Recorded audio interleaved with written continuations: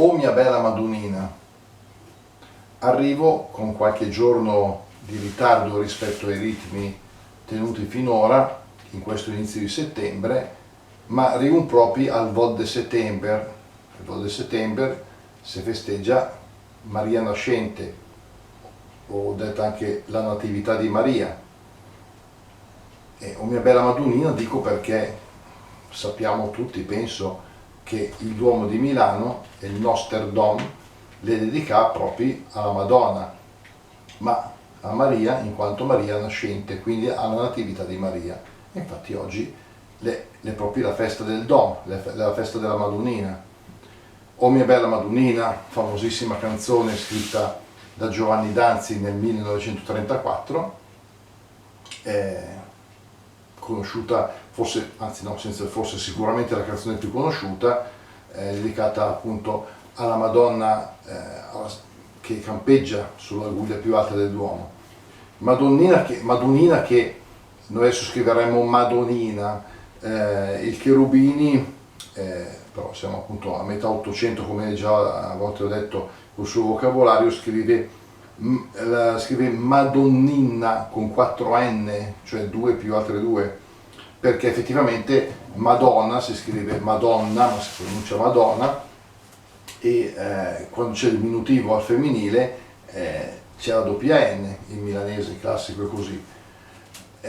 Sulla Madonnina del Dom c'è anche una poesia celebre di Vespasiano Vignami, citata da Emilio De Marchi nel suo Il Nostro Dom. Sulla Madonnina tantissimi altri scrittori e autori ne hanno parlato, prossimamente magari la citeremo ancora perché effettivamente è ricordata da tanti. Anche il nostro Giuseppe Rotondi sicuramente parla in alcune sue liriche della mamma di Gesù. Vorrei lasciare questo ricordo di oggi appunto con questi versi che il De Marchi ricorda di Vespasiano Vignami, sono famosi anche questi.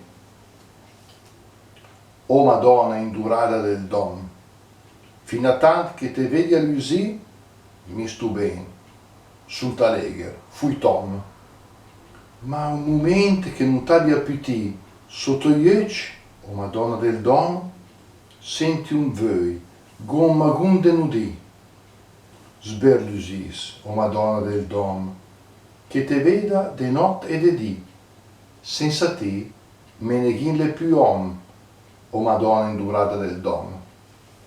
Qui si ritrova quel Meneghin che qualche settimana fa abbiamo ricordato con San Domenico. Ricordiamo che Meneghin è la maschera di Milano perché deriva da Domenichino, cioè il servitore da domenica si presume, e quindi dal nome Domenico. Meneghin è il diminutivo, e qui si intende ovviamente Meneghin, non tanto il personaggio quanto il milanese, senza te, cioè senza te, Madonna indorata del Duomo, non si sente più un uomo, il vero milanese.